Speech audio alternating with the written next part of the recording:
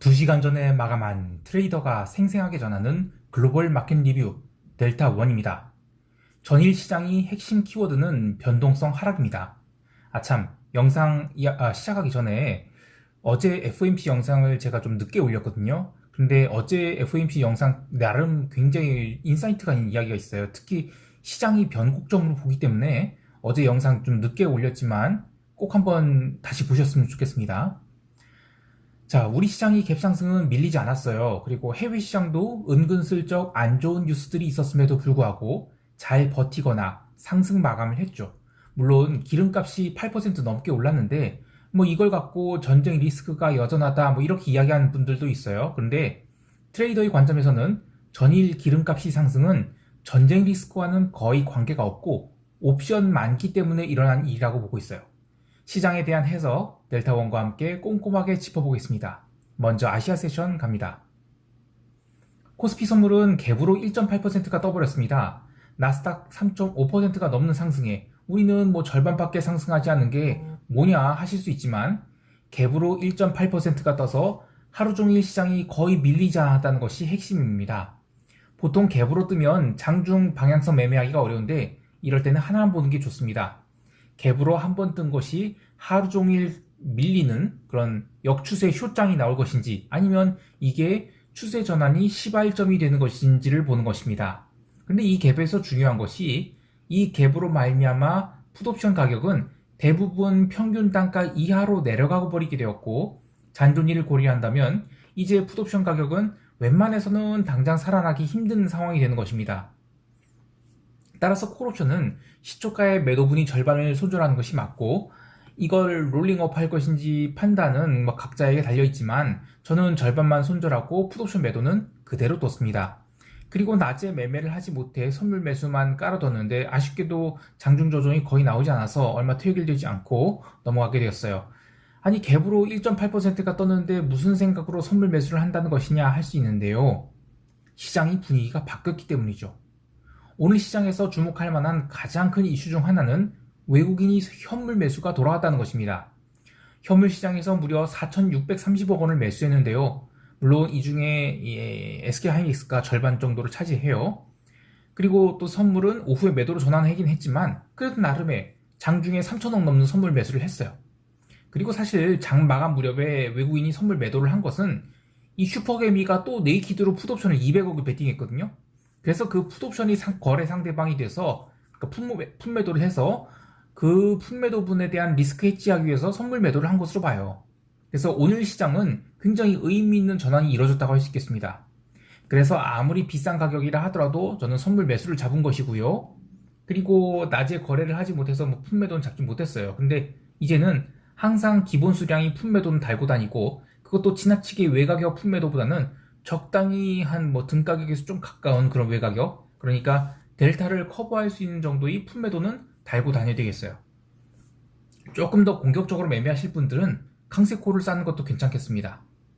시장을 좀 더 살펴보면 오늘 초반에는 베이시스가 콘텐고를 보이면서 프로그램 차익 매수도 들어왔어요. 그리고 장중에 꾸준히 비차익 매수가 들어오면서 지수를 고가에서 붙잡아뒀습니다. 또한 선물시장에서 어제에 이어서 투신이 선물 매수가 눈에 띕니다. 어제 6천억 넘게 선물 매수 베팅을 했던 투신이 오늘도 1,500억 넘게 매수를 질렀다는 것이 눈에 띄어요. 다만 오늘 위클리 옵션 만기여서 시장의 진폭이 얼마 나오지 않고 또 장 후반 들어서 일부 이익 실현 물량이 나오면서 지수를 눌렀긴 했지만 전체 상황들을 보면 여전히 시장은 강세 지속 또 변동성 축소 이렇게 말할 수 있겠습니다. 마지막으로 슈퍼개미 풋옵션 매수 베팅에 대해서 이야기를 해볼게요. 오늘 오후 2시 30분부터 풋 350을 대상으로 집중 매수를 했다고 봐요. 하루에만 미결제 확정을 무려 18,000계약을 증가시켰습니다. 금액으로는 200억이 넘는데 이번 슈퍼개미 풋 매수 베팅에 대해서 평가를 해보면 그전에는 그래도 나름 내가격으로 델타 플레이를 했거든요. 그런데 이번에는 외가격으로 델타에다가 감마까지 플레이를 했어요. 그런데 물론 완전 초보처럼 몇만원짜리 혹은 몇천원짜리 매수 베팅한 것은 아닌 나름 몇십만원짜리 매매를 하고 있는데 변동성 관점에서는 굉장히 옵션 비싼 거거든요. 그리고 전일 글로벌 시장이 이벤트 해소로 인한 변동성 하락 추세 스타트를 끊었는데 어쩌자고 옵션 매수 베팅한 것인지는 이해가 안 가요. 게다가 지금 1, 2, 3월이야 시장이 워낙 희한하게 움직였지만 이제 대충 나올 만한 리스크는 다 나온 것 같은데 왜 풋옵션에 중독돼서 풋만 매수하는 것인지 좀 아쉽긴 합니다. 참고로 진짜 무서운 옵션 매수 베팅은 풋이 아니에요. 콜옵션 매수 베팅이 진짜 무서운 것입니다. 그래서 유명한 이 파생 격언 중에 이런 말이 있죠. 콜은 인내, 풋은 한방이라고요. 이 무슨 이야기인가 하면 시장이 바닥에서 기거나 또 살살 내리막을 그리는 과정에서 인내심을 갖고 콜옵션이 매수 미결제약처럼 모으다가 그것이 글로벌 시장과 연계돼서 시장에서 폭발을 하게 되면 그 콜옵션이 아주 울트라 대박을 내게 돼요. 그래서 인내에 대한 상을 크게 주는 것인데 풋옵션은 정반대죠. 시장이 하락할 것이라고 해서 풋옵션을 모아갔다가는 대부분 휴지가 됩니다. 그래서 그 휴지가 어쩌다가 무슨 이슈로 살아난다 하더라도 한 방에 빵 뜨는 거고 그게 추세로 계속 살아있거나 하진 않아요. 심지어 하락장이라 하더라도 풋옵션이 시세를 연속해서 주는 경우는 굉장히 드문 일입니다. 그래서 풋옵션 좋아하는 사람들이 돈 벌기 힘들고 오히려 콜옵션 좋아하는 사람들이 돈을 버는 경우가 많아요. 아무튼 슈퍼개미가 돈을 벌었으면 하지만 이번에도 거꾸로 베팅한 게 아닌가라는 생각을 합니다. 참 이거 하나 짚고 넘어갈게요. 오늘 달러원 환율이 엄청 빠졌어요. 하루에 마이너스 1.8%가 하락을 해서 22원이 내렸는데요. 저는 그보다 N1 환율이 1020원까지 내려왔던 것에 주목하고 있어요. 아주 오래전 이야기지만 엔화 대출 많던 시절 그 N1이 1000원을 깨고 내려간다 그러면 엔화를 사 모은 것도 괜찮던 시절이 있었어요. 그런데 그 뒤로 글로벌 리스크 오프 상황이 발생하면서 엔화가 한동안 강세를 보였죠. 그런데 이제 그 패턴이 뒤바뀌게 되지 않을까 해요. 당연히 이번에는 엔화 살 생각 없습니다. 자, 여기까지 하고 유럽 세션 넘어갈게요.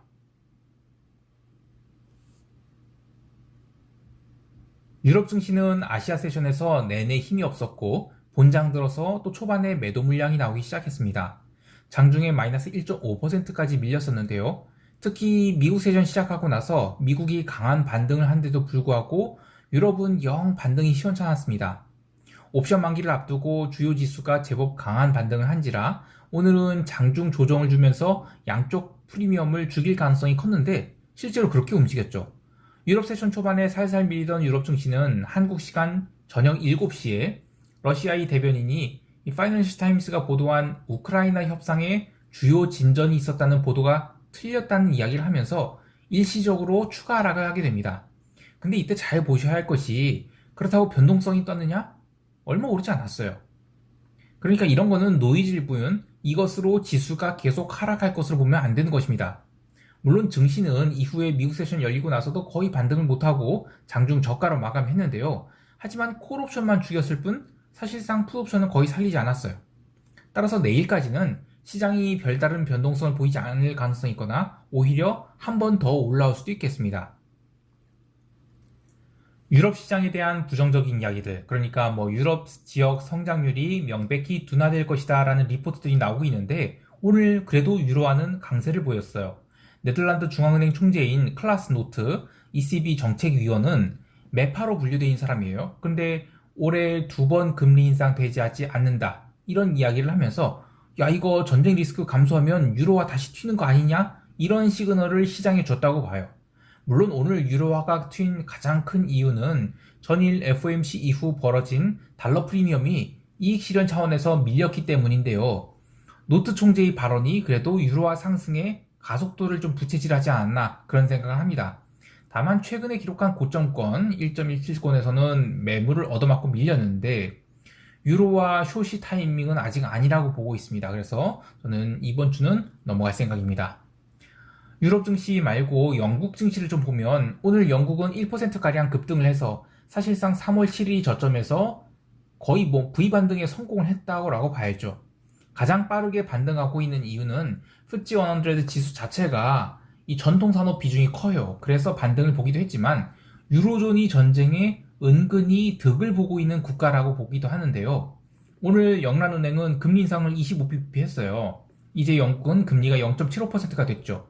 이게 어떤 의미인가 하면 유로존은 전쟁 이슈 때문에 지금 물가 상승에 대응하기가 어려운 상황이에요. 하지만 영국은 물가 상승 대응 여력이 있다는 거죠. 당장의 통화시장 반응은 이 파운드화 약세가 나왔는데 이 부분인 뭐 최근에 파운드화가 먼저 반등을 해서 그런 것이라 보고, 그래서 유로화와 다르게 파운드화는 이제 상대적인 강세를 보이지 않을까 이런 생각하고 있습니다. 이제 상품 시장 보죠. 오늘도 구리는 꾸준히 상승해서 LME 구리 가격은 톤당 1243달러로 마감을 했어요. 금 가격도 올랐고 또 소맥도 올랐습니다. 근데 기름값은 왜 이야기를 안 했을까요? 오늘 기름값은 무려 텍사스 기준으로 8.66% 상승했기도 말인데요. 근데 그 이유는 스토리가 다르기 때문이에요. 기름은 오늘 옵션 만기였어요. 전일 다른 상품들 반등하는 과정에서 기름만 어제는 종가 저가로 눌러놨거든요. 그래서 아시아 세션부터 뭐 기름 가격이 살살 올라오더니 유럽 세션 초반부터 기름 가격에 불을 붙이기 시작했어요. 사실 기름 가격 상승은 언론에서 이야기하는 러시아의 발언 때문이 아니에요.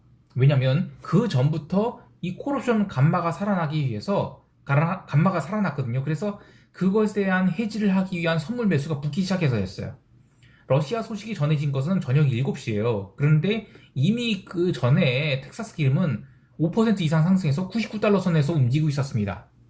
실제로 러시아 소식이 전해졌을 때 기름 가격은 일시적으로 100달러에 근접하기도 했으나 다시 99에서 100달러 갔다가 다시 내려왔어요. 그런데 내려왔다고 해서 폭락이 아니라 계속 추세선에서 지지를 받으면서 상승을 거듭했습니다. 제가 콜옵션 감마 때문이라고 한 이유는 오늘 콜옵션이 등내 가격은 기본 3배에서 10배, 심지어 외가격 먼 거는 15배까지도 상승했기 때문입니다. 계속되는 콜옵션 매수세, 그리고 그를 해지하기 위한 선물 매수까지 이어지면서 기름 가격은 상승을 거듭했고요. 결국 102달러 선에서 옵션 결제를 마친 뒤 마감에는 103달러까지 상승했습니다. 기름이 8% 넘게 상승한 것은 이 옵션 만기 때문이라고 봐요. 왜냐면 이 차근 월물과 그 스프레드가 백오데이션이 심화되지 않았어요. 이제는 4월, 5월 스프레드가 아니라 5월과 6월 선물 스프레드를 봐야죠. 오늘 스프레드가 2.27달러로 증가를 하긴 했어도 지난 폭등기에 5달러씩 벌어졌던 것에 비하면 아주 많이 안정된 상황이에요. 그래서 저는 오늘 기름 가격 상승은 옵션 만기에 의한 것이지 이게 내일도 또 8% 상승하고 이건 아니라고 봅니다. 자, 여기까지 하고 미국 세션 넘어갈게요.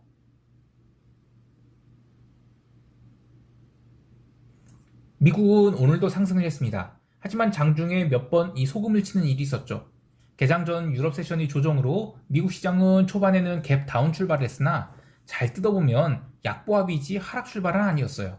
왜냐면 전일 나스닥이 현물 시장 마감이 13,950포인트였고 본장 마감 후 숏 커버링이 나오면서 14,000포인트에 올려놨기 때문에 선물 기준으로 마이너스 0.6% 하락 출발한 시장은 사실상 약보합 수준에 불과했어요. 그러나 오늘도 시장에서는 끊임없는 변동성 매도가 있었죠.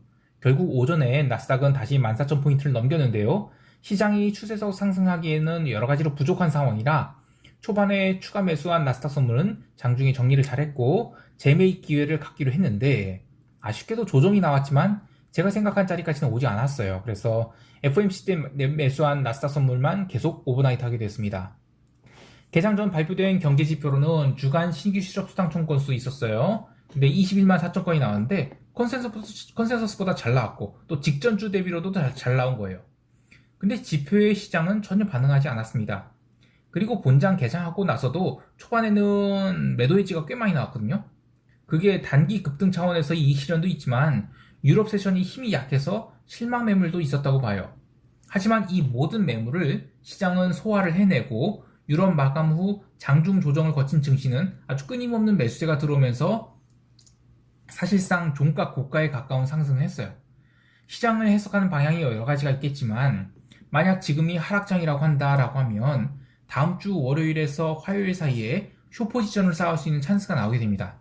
특히 다음 주에 그렇게 도치가 나온다라고 하면 다다음 주, 그러니까 4월 초에는 다시 지수가 하락을 해서 쌍바닥은 물론이고 하락 추세에 가속도를 붙일 수 있는 그런 환경이 되는데요. FOMC 관련된 분석이 오늘 속속들이 나오면서 증시가 또 지나치게 낙관적이다 이런 반응들이 나오고 있어요. 사실 해석이야 각자의 몫인데 돈을 걸고 해석하는 것이라면 이번 옵션 만기인 금요일까지는 별 볼 일 없는 게 맞고 다음 주 초에 포지션을 쌓는 것이 주 후반에 방향성을 만들어낼 재료가 되는 것이다. 이렇게 해석하는 것이 가장 이상적일 것 같아요. 물론 그 방향이 위일지 아래일지는 아직 모르죠. 하지만 저는 상방을 베팅할 것이고 가장 큰 이유는 변동성이 꺾였기 때문이에요. 특히 이 변동성이 꺾이면 정말 한 석 달까지도 변동성 계속 죽습니다. 물론 어떻게 될지 몰라요. 근데 어쨌든 개별 종목 볼게요. 오늘 기름값 상승으로 기름 주식들 아주 예쁘게 상승을 했어요. 그리고 디어라는 농기계 회사가 오늘 신고가를 쳤습니다. 저는 디어 주식도 아주 좋게 보고 있는데 에그플레이션에 직접 베팅할 수 없는 투자자들이 ETF를 통해서 매수할 수 있는 대형주 중 하나인지라 수급 측면에서도 업사이드가 크게 열려있는 주식으로 보기 때문이에요. 그 외에 로빈후드가 오늘도 4.77% 상승하면서 아주 예쁜 이중 바닥을 형성하고 위로 돌기 시작했습니다. 반면 오늘 중화권 주식은 전일의 상승이 과하다고 여겨졌는지 장중 눌림이 있었지만 이 정도 눌림이면 자연스러운 수준에 불과하다고 봅니다. 마지막으로 변동성을 보면 25.67포인트로 종가 저가로 처박혔고 변동성 선물은 아직도 27포인트대로 콘텐고가 계속 벌어지고 있어서 시장이 급락은 없다라고 자꾸 외치는 것 같아요. 옵션 만기가 내일인지라 여기서 추세 상승을 1%, 2% 이렇게 주기는 쉽지 않고 또 최근에 기록한 고점권들 그러니까 3월이 월봉이 고점에 도달한 상황에서 딱히 강한 모멘텀이 지금 보이지 않기 때문에 시장이 추가 상승하려면 시간 좀 필요하겠지만 하락은 매수의 찬스로 봐야 되겠습니다. 자, 이제 시장 총평하면서 대응 전략 이야기할게요. 우선 코스피 시장은 전일 야간 선물이 또 올라서 마감을 했어요. 장중에 다시 360선까지 밀렸었지만 미국 시장이 반등에 성공하면서 어쨌든 상승해서 마감을 했습니다. 하지만 마찬가지로 한국 시장도 기본 흐름은 변동성 매도라고 봐요. 전일 한국물 ETF인 EWY는 또 0.87% 상승을 했죠. 그것도 종가 고가로 상승을 했는데요. 따라서 우리 시장이 갭 상승이 크다면 모를까? 어중간한 갭 상승이 나왔다. 그러면 또 품매도 대응하고 그렇게 품매도를 모아가는 시간들을 가는 것이 좋겠습니다. 사실 이제 나올 만한 악재는 저는 핵무기밖에 없다고 봐요. 근데 그게 나온다면 어쩔 수 없이 당장은 엄청난 충격으로 다가올 텐데요. 그러나 이제 9.11 테러가 있었던 생각을 해보면 시장은 그 이후로 다 회복을 하게 됩니다. 따라서 그런 이벤트는 단기적으로는 충격을 줄지언정 결국에는 시장이 다 이겨낸다고 보고 있어요. 오히려 그런 이벤트로 인해 큰 폭의 갭다운이 나올 경우 적극적인 매수 포지션을 쌓아도 된다고 본데요. 아직 일어나지 않는 일을 가지고 미리 이야기할 필요는 없겠지만 어쨌든 저는 시장은 위쪽으로 열려있다고 봐요. 아직 잔존일이 많이 남아서 콜옵션을 매수하기는 부담스럽지만 눌릴 때마다 풋옵션을 매도한 전략은 유효하다고 봅니다. 해외 시장에 대해서도 같은 마인드를 갖고 있습니다. 내일 옵션 만기라는 것을 감안해서 적극적인 방향성 베팅을 하지 않지만 나스닥 매수분 계속 홀드하고 있고 또 오지달러 롱, 구리 롱 포지션 계속 홀딩합니다. 벌써 한 주가 지나가는 금요일이 되었습니다. 오늘도 성공 투자하시길 바라고요. 이상 델타원이었습니다. 감사합니다.